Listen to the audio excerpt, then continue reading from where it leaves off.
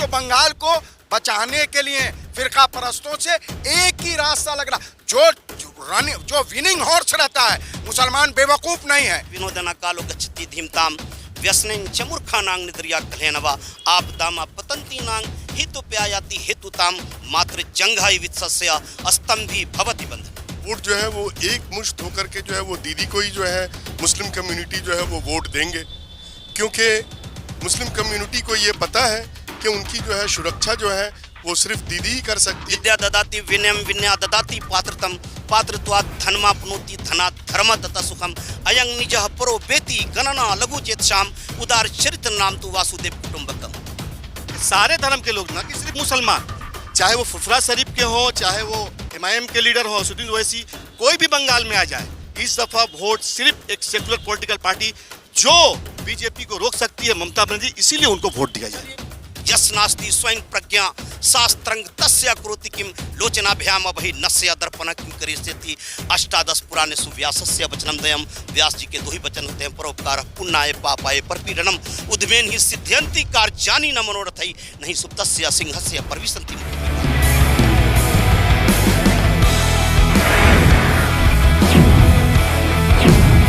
नमस्कार दोस्तों, पश्चिम बंगाल देश में असम के बाद मुस्लिमों की सबसे बड़ी आबादी वाला सूबा है। लेकिन पश्चिम बंगाल के मुसलमान इस बार क्या करेंगे? क्या पश्चिम बंगाल के मुसलमान एक मुश्त ममता बनर्जी को वोट देंगे? क्या पश्चिम बंगाल में मुसलमानों का वोट बटेगा? क्या पश्चिम बंगाल के मुसलमान कुछ इलाकों में जहां फुरफुरा शरीफ के पीरजादा अब्बास सिद्दीकी का असर है, उस इलाके में क्या मुसलमानों का वोट पीरजादा की पार्टी को भी जाएगा? क्या मुसलमानों का वोट बीजेपी के उन उम्मीदवारों को भी जाएगा जो मुस्लिम हैं? क्योंकि बीजेपी ने अपने उम्मीदवारों की लिस्ट जो जारी की है उसमें 9 मुस्लिम हैं। सबकी नज़र इस पर होगा कि बंगाल के मुसलमान क्या करेंगे, क्योंकि बंगाल में करीब करीब 30% मुसलमानों की आबादी है, 100 सीटों पर मुसलमानों का असर है और करीब करीब 50% मुस्लिम आबादी वाली भी दर्जनों सीटें। तो इसलिए यहाँ मैं हूँ, बहुत सारे मुस्लिम आप देख पा रहे होंगे, और ये कोलकाता का मशहूर टीपू सुल्तान मस्जिद है। ये वो मस्जिद है जिसका निर्माण आज से करीब करीब 250 साल पहले टीपू सुल्तान के बेटे ने तब कराया था जब उन्हें निर्वासित करके मैसूर से अंग्रेजी हुकूमत ने कोलकाता भेज दिया था। और उसके बाद इस ऐतिहासिक मस्जिद के प्रांगण में मैं हूँ, बहुत सारे लोग हैं, और उन्हीं सवालों के साथ, जिन सवालों के साथ मैंने शुरुआत की सबसे पहले आपसे, कि बंगाल का मुसलमान क्या करेगा इस बार? वन एंड ओनली वन, दीदी ममता बनर्जी। क्योंकि वजह उसका यही है कि शांति चाहिए यहाँ। आप अपने जहाँ आप देख लीजिए यूपी, आप बोलते हैं बहुत डेवलपमेंट है, कोई चीज़ सिक्योरिटी नहीं है। अच्छा, आपको एक चीज़ और बतलाऊँ कि नितिन गडकरी साहब आए, उन्होंने कहा अगर हमारी सरकार आएगी तो हम 1 लाख करोड़ का रोड प्रोजेक्ट देंगे। तो भाई सेंटर में तो आप ही हैं, आपको आना ही ज़रूरी क्यों ऐसा है? आप आइएगा। अगर आप नहीं आए, फॉर इंस्टेंस इलेक्शन है, कोई भी जीत सकता है, कोई भी हार सकता है, तो क्या सब पैकेज आप बंद कर दीजिएगा बंगाल के लिए? क्या बंगाल के अवाम कोई मैंने आउट ऑफ इंडिया है कि अगर हमारी जहां सरकार आएगी वहां हम देंगे पैकेज? मैं उस पैकेज से थोड़ा हटके उस मुद्दे पर आता हूं जिससे शुरुआत की। चूंकि पश्चिम बंगाल में इस बार जो फुरफुरा शरीफ के पीरजादा हैं उनके भी उम्मीदवार हैं, 2.5-3 दर्जन अभी पूरे नंबर नहीं आए। दूसरी जो लेफ्ट फ्रंट और कांग्रेस के साथ हैं, दूसरी तरफ बीजेपी ने भी 9 मुस्लिम उम्मीदवारों को मुर्शिदाबाद मालदा इलाके में टिकट दे दिया, और ममता बनर्जी। मैं ये जानना चाहता हूँ, अगर जैसे आपने कहा ओनली टीएमसी, तो क्यों, और क्यों मान लें कि मुस्लिम बटेंगे नहीं? मुस्लिम बटेंगे नहीं, जहाँ तक बीजेपी का सवाल है, बीजेपी में ऐसे वसीम रिजवी बहुत हैं भाई, 9 को दे दिया, उससे कोई असर नहीं आनी जानी है। हर एक मुसलमान आज पढ़ा लिखा मुसलमान है, उसको आप अगर मुसलमान के नाम पे कोई वोट मांगता है तो वो बेकार है। तो जो बाकी लोगों से भी चलिए शामिल करते हैं। देखिए, आप इतिहास हैं तो 1947 से लेकर अब तक हिंदुस्तान में हो या पश्चिम बंगाल में हो, जितने भी इलेक्शन हुआ है, अगर मुसलमानों की बात देखा जाए तो हम लोगों ने हमेशा एक सेकुलर पार्टी को चुना है, चाहे वो किसी रूप में हो। और आज पश्चिम बंगाल में सभी धर्म, सभी मजहबों के सुरक्षा के लिए, सभी लोगों की हिफाजत के लिए ममता बनर्जी हैं, जो एक कम्युनल फोर्सेस से लड़ रही हैं हिंदुस्तान के अंदर, पश्चिम बंगाल के अंदर। इसीलिए सारे धर्म के लोग, ना कि सिर्फ मुसलमान, चाहे वो फुरफुरा शरीफ के हों, चाहे वो एमआईएम के लीडर हों, असदुद्दीन ओवैसी, कोई भी बंगाल में आ जाए, इस दफा वोट सिर्फ एक सेकुलर पॉलिटिकल पार्टी जो बीजेपी को रोक सकती है, ममता बनर्जी, इसीलिए उनको वोट दिया जाए। चलिए एक बात इन्होंने कही, अब आपके पास आता हूँ, आपके पास आता हूँ। एक मिनट, एक एक करके बात करते हैं कि इस बार ममता बनर्जी का वोट मुसलमान बहुत फैक्टर मुसलमान वोट ममता बनर्जी के लिए है, क्योंकि बीजेपी ने जो ताकत झोंकी है और 2019 के चुनाव के नतीजे हैं उसमें बीजेपी की जो बढ़त है, और इसी बार ये बदलाव भी है कि पीरजादा अब्बास सिद्दीकी का फ्रंट पहली बार चुनाव में है। 2016 में कोई कन्फ्यूजन नहीं था। क्या ये कन्फ्यूजन है या जो ये कह रहे हैं और जो ये कह रहे हैं वही स्थिति है? कोई भी कन्फ्यूजन नहीं है। जब से हिंदुस्तान आज़ाद हुआ, जब से इलेक्शन हो रहे हैं, मुसलमानों को लोग समझते हैं कि ये लोग वोट बैंक हैं। बिल्कुल वोट बैंक वगैरह नहीं है। मुसलमान बहुत सोच के समझ करके अपने हक का जो है वो अपने राजदही हक का जो है वो इस्तेमाल करता है। लोग समझ रहे हैं ऐसा कि मुसलमान एक तरफा किसी को वोट नहीं देता है। आज बीजेपी से तो मुसलमानों को कोई दुश्मनी नहीं है बिल्कुल भी, लेकिन उनका पुराना इतिहास जब देखा जाता है तो पता चलता है इतने इलेक्शनों में तो मुसलमान को किसी को भी इन्होंने टिकट नहीं दिया था। फिर हसन वो क्या नसीम रिजवी वगैरह की तरह लोगों को लाया, छागला की तरह लोगों को लाया। बीजेपी यहाँ बंगाल में फैक्टर कभी भी नहीं थी। ये कॉमनल फोर्सेस की दुनिया ये नहीं है। यहाँ पर जो आज जो बंगाली हैं, जो हमारी बात छोड़ दीजिए, जो बांग्ला भाषी हैं, जो हिंदू हैं, वो चैन से रहना चाहते हैं। अगर कोई हिंदू बंगाल के अंदर में, कलकत्ते के अंदर में कोई दंगा होता, कोई फिसाद अगर होगा, कोई मकान जलेगा, तो मकान किसका है? कोई मुसलमान को तो बहुत मुश्किल से मिलेगा। वो बंगाली हिंदू का मकान है। वो चाह रहा है कि अगर ममता बनर्जी रहेंगी तो जिस सूरत से हमने बिल्कुल ऐसे लोगों को ही वोट दिया। 30 साल हम लोगों ने कांग्रेस को वोट दिया क्योंकि अमन शांति से रहना मांग रहे थे। फिर देखा कि कांग्रेस में कुछ गड़बड़ सड़बड़ होने लगी तो फिर हमने बायां मुहाज को 77 के बाद में दिया। 34 साल तक बायां मुहाज ने मुसलमानों को कुछ दिया या नहीं दिया, मैं इसके ऊपर मैं बहस नहीं करूंगा। मुसलमानों की इज्जत आबरू, जान माल, इज्जत आबरू की हिफाजत की, और आज वही काम जो है वो ममता बनर्जी कर रही है। सिर्फ मुसलमानों की नहीं, पूरे बंगाल के बाशिंदों की, 10 करोड़ मानुस की जो है वो हिफाजत कर रही है, उनके जान की, माल की, उनकी आबरू की, उनकी शिक्षा की। आज देख लीजिए, वो बोलने से कुछ नहीं होगा कि जरा संक्षिप्त में इनसे भी और बाकी लोगों से और आऊँगा क्योंकि एक पॉइंट आपने कहा, फिर मैं कहूँगा वही कि क्या पीरजादा अब्बास सिद्दीकी, जिनके 30 या जितने भी कैंडिडेट होते हैं, जिन इलाकों में मुर्शिदाबाद, मालदा, उत्तरी दिनाजपुर में जो उनका असर है, और लेफ्ट फ्रंट और कांग्रेस साथ है, ममता बनर्जी हैं, क्या वोट बटेगा? वोट जो है बटने की कोई सवाल ही नहीं उठती। वोट जो है वो एक मुश्त होकर के जो है वो दीदी को ही जो है मुस्लिम कम्युनिटी जो है वो वोट देंगे, क्योंकि मुस्लिम कम्युनिटी को ये पता है कि उनकी जो है सुरक्षा जो है वो सिर्फ दीदी ही कर सकती है। And she has held the bull bye it's horn in the very constituency जहाँ पे इन लोगों ने जो है सबसे पहले नंदीग्राम को जो है अपना मामला जो है बनाया था। उसी जगह पे जो है दीदी ने अपनी कैंडिडेचर जो है दे करके उनको बता दिया कि I am ready to fight with you. तो मुस्लिम कम्युनिटी जो है वो दीदी के साथ है, उनके जो है इस लड़ाई में। अब ये कह रहे हैं मुस्लिम कम्युनिटी दीदी के साथ है, लेकिन अब्बास सिद्दीकी बार बार जिक्र इसलिए कर रहा हूँ क्योंकि वो फुरफुरा शरीफ जो दरगाह है उसके वो पीरजादा हैं, और उसके बाद चुनाव है और बीजेपी के 9 उम्मीदवार मुस्लिम। ये बहुत खास बात है कि 403 सीटों वाली यूपी में बीजेपी के उम्मीदवार मुस्लिम नहीं दिखते, लेकिन यहाँ बंगाल में 294 सीटों वाले स्टेट में, सूबे में 9 उम्मीदवार बंगाल में मुस्लिम हैं। तो क्या उससे वोट बटेगा? और साथ में ये एक बात जो इन्होंने भी कही कि मुस्लिम की हिफाजत ममता बनर्जी करती हैं, लेकिन दूसरी तरफ बीजेपी यही आरोप लगाती है कि ममता बनर्जी मुस्लिम तुष्टीकरण करती हैं। Not at all. मुस्लिम आप कहीं भी साबित कर दीजिए कि ममता बनर्जी ने किसी एक कम्युनिटी को कभी ये किया। वो तो हिंदू, मुस्लिम, सिख, ईसाई सबको हमेशा। अभी 1 महीने पहले कॉन्फ्रेंस हुई, इन्होंने पूरे बिहार के लोगों को लेकर के कॉन्फ्रेंस किया। There was none of them Muslim, वहाँ सब और सब सिर्फ हिंदू बिहारी थे। तो आप कोई भी, हाँ वो चर्च भी जाती हैं, वो मंदिर भी जाती हैं, वो मस्जिद भी जाती हैं, सेकुलर। उन्होंने अपना एक प्रेडिक्शन कर दिया कि हम सेकुलर हैं, उसके लिए बीजेपी से सर्टिफिकेट लेने। लेकिन ये बताइए, आप कह रहे हैं कि ममता बनर्जी ने कह दिया सेकुलर हैं, जो पीरजादा अब्बास सिद्दीकी हैं उन्होंने फ्रंट का नाम ही रख दिया सेकुलर फ्रंट, और इन्होंने सेकुलरिज्म की बात की, वो लेफ्ट के साथ हैं, लेफ्ट के साथ भी हैं। तो क्यों हम समझना चाह रहे हैं कि क्यों मुस्लिम पीरजादा अब्बास सिद्दीकी और उस फ्रंट को रिजेक्ट करेगा, ये समझाइए। भाई MIM भी है, आप देख लीजिए नेशनल लेवल पे MIM भी है, लेकिन MIM जहाँ भी जाती है सिवा वो बीजेपी को हेल्प करने के कुछ नहीं करती है।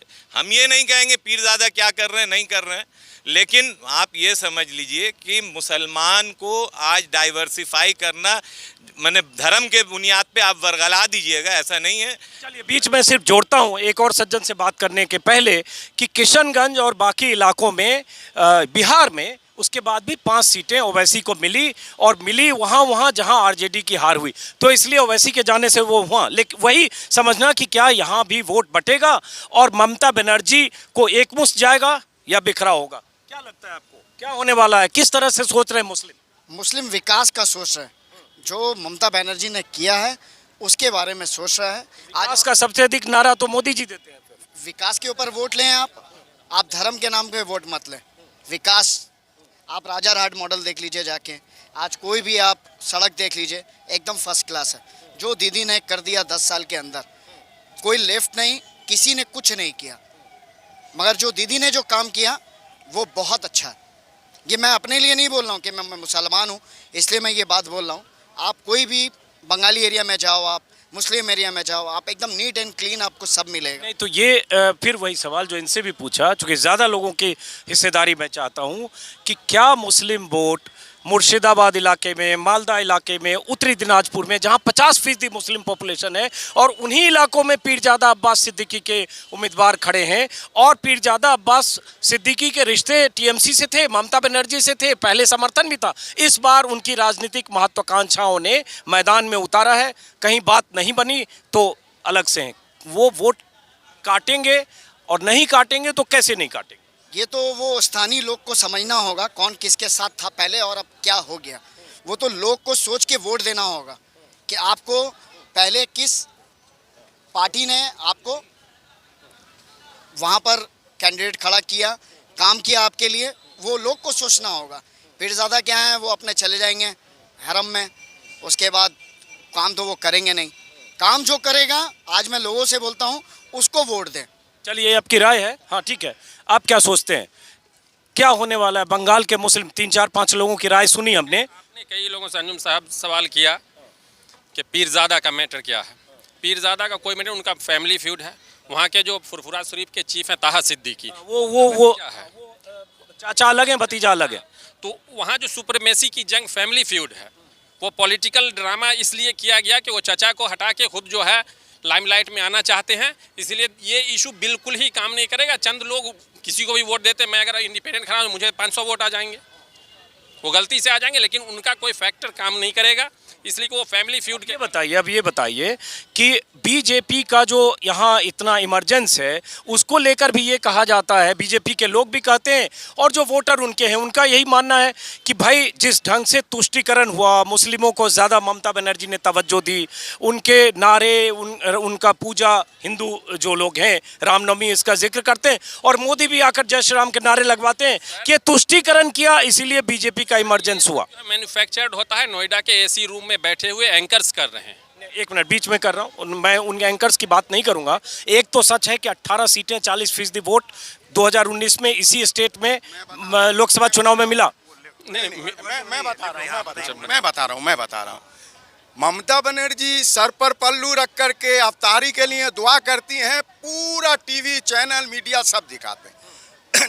नमाज होती है कहीं, वहाँ ममता बनर्जी ईद की नमाज में जैसे और तमाम वजीर आला जाया करते थे तो वो जाकर के उनको ईद की मुबारकबाद देती है, ये दिखाया जाता है। लेकिन दीदी ने जब रथ का रस्सा खींचा वो किसी मीडिया वगैरह ने नहीं दिखाया है। इस बार तो दीदी ने चंडी पाठ भी कर दिया, नंदीग्राम पाठ कर दिया। वो दीदी भी तो चंडी पाठ ऐसे मौके पर कर रही हैं काउंटर करने के लिए। अपने हिंदू धर्म के अंदर वो सब ब्राह्मण है, उनके घर में हर एक पूजा मनाई जाती है, वो पूजा वगैरह लोग नहीं दिखाते हैं। जो अच्छा हिंदू होगा वो सबके धर्म का एहतराम करेगा, जो अच्छा मुसलमान होगा वो सबके मज़हब का एहतराम करेगा। यही तो अच्छा मज़हब सिखा रहा है। और एक तबका ये है जो मुसलमानों को क्या मिला है, मुसलमानों को कुछ मिला नहीं है। ना दीदी ने दिया ना दादा ने दिया। मैं एकदम खुल के बात कर रहा हूं। मैं चापलूसी की कोई बात नहीं कर, लेकिन हालात ऐसे हैं। अगर अमन और शांति चाहिए आपको, बंगाल को फिरका वाराना जो भाईचारा है उसको बना करके रखना, क्योंकि पूरा हिंदुस्तान जैसे बारूद के ढेर पर बैठा हुआ, उसी सूरत से बंगाल भी बैठा हुआ।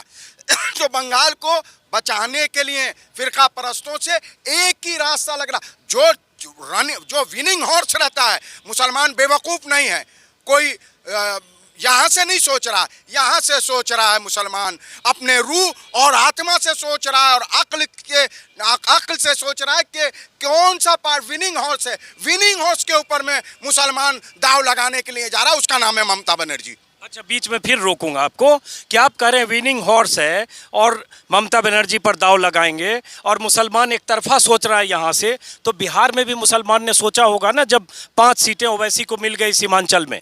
मैं ये कह दूं आपको कि जो बंगाल आज सोचता है, कर गुजरता है, पूरा हिंदुस्तान उसको कल सोचता है। तो ये बंगाल की सरजमीन है। यहाँ पर लोग राजनीतिक, पॉलिटिक्स और सियासत घुट्टी में उनकी माँ उनको पिला देती है। कि बिहार वगैरह की बात और यूपी की बात छोड़ दीजिए, ये बंगाल है। बंगाल का बिल्कुल अलग माहौल है, बिल्कुल बंगाल का माहौल अलग है। यहाँ मुसलमानों ने ही नहीं, हमारे हिंदू भाइयों ने, और ख़ास करके जो यहाँ के बंगाली लोग हैं, जो हिंदू बंगाली हैं, इन्होंने फैसला कर लिया है कि बाहर के लोग की वजह करके दंगे हो रहे हैं, फिसाद हो रहे हैं। और जहाँ तक ये श्री राम और इसका बात है, तो बंगाल के लोग जय श्री राम नहीं, जय माँ काली का नारा लगाते हैं, जय माँ दुर्गा का नारा लगाते हैं। हमको तो कोई एतराज़ नहीं, लीजिए मस्जिद में खड़े होकर हमने बोल दिया। हाँ, तो जो हकीकत है, एक अच्छा मुसलमान, एक अच्छा हिंदू हक की बात बोल रहे हैं। ये लगातार कही जा रही है ना कि पिछले 3-4 साल से बशीरहाट इलाके में और अलग अलग इलाकों में बहुत तनावपूर्ण रहा, तनातनी की चीज़ें आती है, चाहे जब ताजिया निकलता हो तब होता हो, चाहे रामनवमी की यात्रा निकलती हो तब होता हो। तो ये तनाव क्यों है? और इसी तनाव से बीजेपी बार बार इसी को बताकर और इसी तरह से ध्रुवीकरण की कोशिश करती है और ममता बनर्जी पर तुष्टीकरण का आरोप लगाती है। भाई साहब, आप रुकिएगा, आपसे बात करनी है। हाँ, वो तनाव बना रहा कौन है? कौन बना रहा है तनाव? तो तनाव क्या बाहरी लोग आकर के तनाव पैदा कर रहे हैं? कॉफी हाउस वाला मामला बताएंगे ये आप। क्या हुआ कॉफी हाउस में?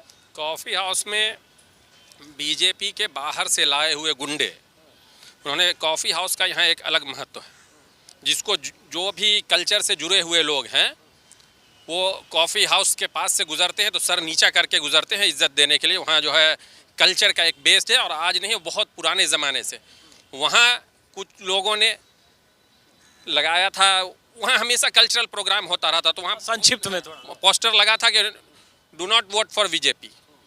उन लोगों ने बाहर से गुंडे मंगा के, जिसकी अगुवाई बग्गा साहब कर रहे थे, दिल्ली वाले बग्गा साहब जिसकी अगुवाई कर रहे थे, उन्होंने 150 गुंडे से जाके वहाँ के जो है कल्चरल लोगों पर हमला किया, और कॉफ़ी हाउस में जो टेबल लगे हुए थे सबको, आदमी को उठा के सबको बैठ के वहाँ जय श्री राम का नारा लगाया, जिससे यहाँ के जो कॉमन आदमी है, जो कल्चरल बेस्ड आदमी है, सबको शदीद तकलीफ पहुँची, और उसका खमियाजा उनको वोट की चोट से भी पड़ेगा। दूसरी तरह का सवाल पूछूंगा, आप आइए सामने, कि देखिए ध्रुवीकरण कैसे होता है और क्या होता है कि ठीक है, एक पक्ष दूसरे पे आरोप लगाता है, दूसरा पक्ष उस पर आरोप लगाता है।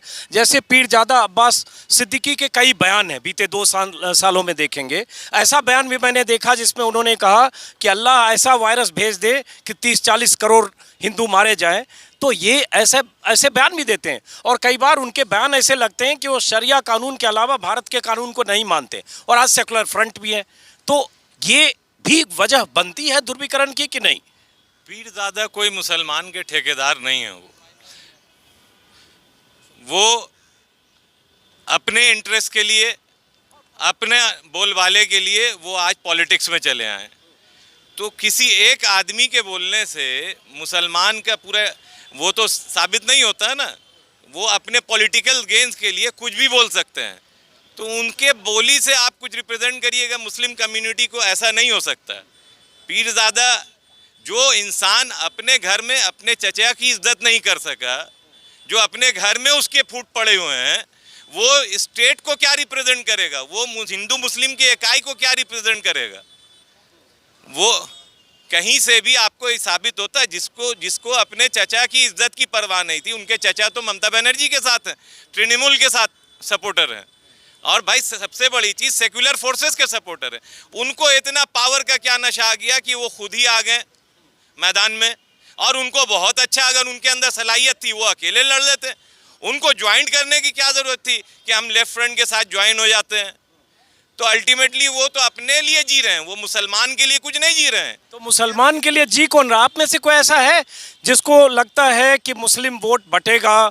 ममता बनर्जी, लेफ्ट फ्रंट, पीरजादा का फ्रंट जो साथ हैं, और इधर बीजेपी ने भी 9-10 को दे दिया, लगता है किसी को मुस्लिम वोट बटेगा? क्या सोचते हैं आप? कोशिश है, अब ये तो वक्त ही बताएगा। उम्मीद है कि लोगों के अंदर जो है सही समझ होगी और मुल्क के हक में, यहाँ के बंगाल के अवाम के हक में अपना फैसला करेंगे। इस तरह की का हक आपके हिसाब से क्या है? सबका साथ, जो सबका साथ सबका विकास, तो फिर मोदी जी का नारा है। नारा नहीं, वो जो है ज़मीनी हकीकत बने। हम सब ये चाहेंगे कि वो ज़मीनी हकीकत बने, और ये कोई नारा नहीं। लोगों से पूछा जाए वो क्या चाहते हैं। आप ही से पूछ रहा हूँ, थोड़ा खुल के बोलिए, पत्ते तो खोलिए। जैसे कुछ लोगों ने साफ बोला, आप जो बोल रहे हैं उसमें समझ में नहीं आ रहा। सबका साथ आपने बोल दिया, सबका विकास बोल देंगे तो और कंफ्यूजन होगा। नहीं, जो हक हो उसकी बात करें, हक की बात करें, जो सही हो, हर किसी के साथ इंसाफ हो। फिर कह रहा हूँ, आप चूंकि फिलोसफिकल बात बोल रहे हैं, 3 ऑप्शन है यहाँ। ममता बनर्जी जो पीरजादा और लेफ्ट का फ्रंट, और उसके बाद बीजेपी जिसने 9 उम्मीदवार दिए। ऑप्शन में बताइए कि आपको क्या लगता है मुस्लिम्स किसको चुनेंगे और उनके जहन में मुद्दा क्या होगा चुनते वक्त? देखिए, मैं किसी पार्टी का स्पोक्स पर्सन तो नहीं हूँ। रहा यहाँ के लोग, यहाँ का आवाम जो है बहुत मैच्योर्ड है। बंगाल के लोग वैसे अमन पसंद है, और उम्मीद है कि वही लोग, उन्हीं लोगों को, वैसी ताकतों को ही जिताएंगे जो अमन के साथ होंगे और जो सब भाईचारा के साथ होंगे। अमन और भाईचारा की बात करते हो, बाकी कोई और बोलना चाहेंगे? आप लोग इस पर बात करना चाहेंगे? हाँ बोलिए, क्या कहेंगे? मैं क्या बोलूँगा, पर पूरा देश देख रहा है कि अब विकास के नाम पे क्या हो रहा है। कहीं गाय गोरू पे नाम पे मारा जा रहा है। तो ये बंगाल में नहीं होता हमारा, और आज इंशाल्लाह कभी होगा भी नहीं, क्योंकि हम लोग सब मिल के रहते हैं। आप आके देख लीजिए, दुर्गा पूजा में मुसलमान अपने हाथ से विसर्जन करते हैं। किसने बोल दिया ये बात आपको? किसने बोल दिया कि हाँ यहाँ पर ताजिया निकालने में झमेला होता है? ऐसी कोई बात नहीं है, दिखा दीजिए किसी हिस्ट्री में।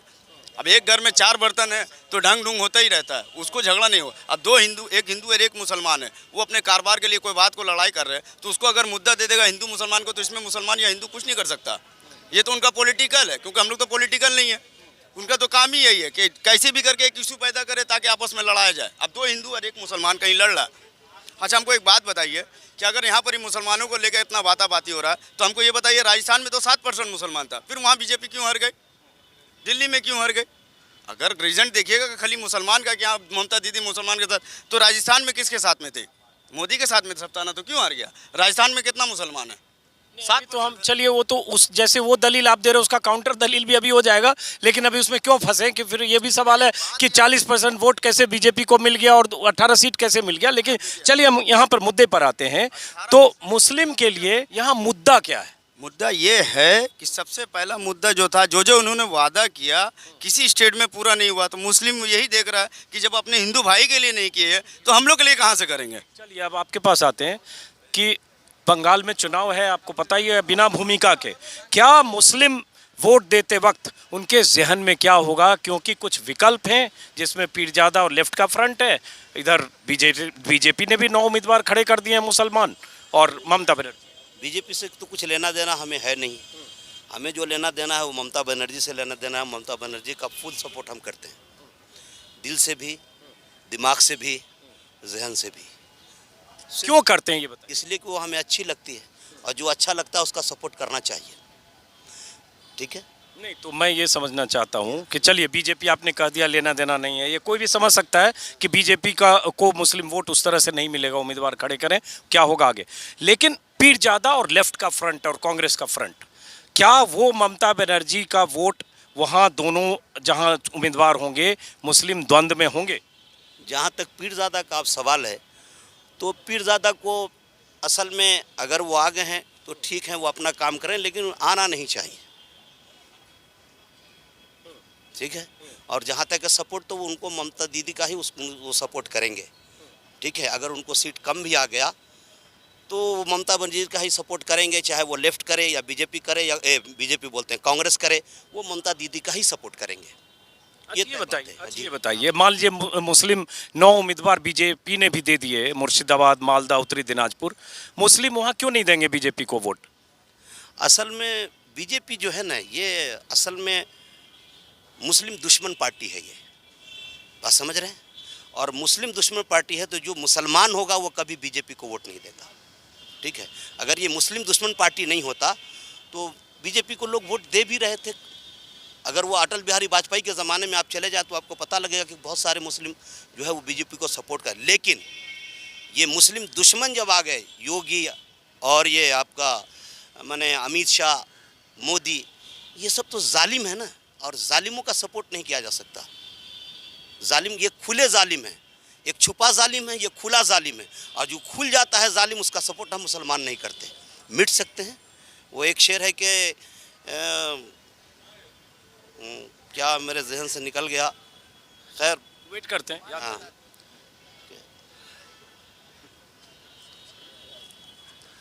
वो बहरहाल मेरे जहन से निकल गया, बहुत अच्छा शेर मुझे याद था। तो हम बीजेपी का बिल्कुल सपोर्ट नहीं करते हैं। ये ज़ात पात की पार्टी है। मुसलमान में कोई ज़ात पात, कोई धर्म में एक ही धर्म है। बीजेपी में अगर आप हिंदू हैं तो अगर कोई डोम अगर छतरी के दरवाजे पर आ जाए और कहा कि उसके मंदिर में चला जाए पूजा करने दें तो आप नहीं करने देंगे। लेकिन हम मुसलमान अगर एक डोम है जो पाखाना साफ़ करता है, पाक साफ़ हो करके अगर मस्जिद में आ जाता है तो हम लोग एक साथ मिलकर नमाज़ पढ़ते हैं। जिसको किसी शायर ने कभी कहा था अल्लामा इकबाल में कि एक ही सफ़ में खड़े हो गए महमूद अयाज़, ना कोई बंदा रहा ना कोई बंदा नवाज, बंदा ओ साहिब मोहताज व गनी एक हुए, तेरे सरकार में पहुँचे तो सभी एक हुए। हमारे यहाँ कोई ज़ात, हम एक खुदा को मानने वाले हैं, एक वाहिद अल्लाह को मानने वाले लोग हैं। हमारे यहाँ दूसरा कोई खुदा नहीं है। ठीक है कि हम उधर बिखर जाएंगे, इधर बिखर जाएंगे। हमारे यहाँ कोई ज़ात पात नहीं है, हम लोग सब एक हैं।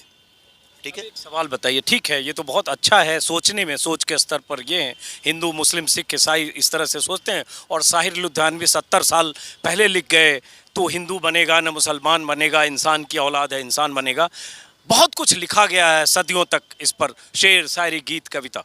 लेकिन ये आरोप ममता बनर्जी पर भी लोग, बीजेपी के लोग लगाते हैं। कल नरेंद्र मोदी ने भी लगाया। पूरी पार्टी इसी मुद्दे पर लड़ रही है कि ममता बनर्जी मुस्लिम तुष्टीकरण करती हैं, मुसलमानों को सर चढ़ाती हैं और हिंदुओं के लिए जय श्री राम बोलने पर उनको ऐतराज है। इस पर क्या कहेंगे? अगर मान लिया जाए, आपने कहा कि जय श्री राम बोलने पर, आपका नाम क्या है? मेरा नाम तो बहुत दिलचस्प है सर। मेरा नाम है अजीत अंजुम। अजीत भी है, अंजुम भी है। तो मैं तो गंगा जमुनी तहजीब की मिसाल हूँ नाम के मामले में, और मेरे ख्याल से सोच भी मैं ऐसी रखता हूँ। तो अंजुम भी हैं और अजीत भी हैं। माशाल्लाह, पहले अजीत हैं बाद में अंजुम है। शौक़ से अंजुम रखा है। अब ये तो ऊपर वाले ने, बता रहा हूँ आपको, शौक़ से आपने अंजुम रख लिया। और आपका जो अपना मतलब जो है ज़ाती जो मामला है, जो ख़ानदानी मामला है या खून का मामला है या धर्म का मामला है, उससे आप अजीत हैं। मान लिया जाए कि मैं अगर बीजेपी पार्टी करूँ, आप मेरे नेता है सामने, तो मेरा कौन सा राह चलते हुए कौन सा नारा होना चाहिए? जबकि आप बोल रहे हैं जय श्री राम, तो क्या मैं भी कहूँ? आप कहें जय सिया राम, तो क्या मैं भी कहूँ? एक मिनट बोलने दीजिए, बोलने दीजिए। मैं ये कहूँ कि बीजेपी मैंने हरे कृष्ण हरे हरे, हरे कृष्ण हरे हरे, बीजेपी घड़े घड़े, क्या ये मेरा नारा होना चाहिए? आपने वो क्या वो श्लोक नहीं पढ़ा? विद्या ददाति विनयम विन्या ददाति पात्रतम पात्र त्वा धर्म अपनोति धना धर्म तथा सुखम। क्या आप जो तालीम पाए हैं तो आपको यही सिखा? विद्या विनय देती है, विनय नम्रता देती है, नम्रता से धन की प्राप्ति होती है, धन से धर्म। ये और ये काम क्षुद्र बुद्धि वालों की है।